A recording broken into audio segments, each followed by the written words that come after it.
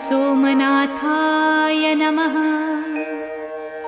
ॐ मल्लिकार्जुनाय नमः। ॐ महाकालेश्वराय नमः। ॐ ओंकारेश्वराय नमः। ॐ वैद्यनाथाय नमः। ॐ भीमशंकराय नमः। ॐ रामेश्वराय नमः। ॐ नागेश्वराय नमः। ॐ विश्वेश्वराय नमः। ॐ त्र्यंबकेश्वराय नमः। ॐ केदारेश्वराय नमः।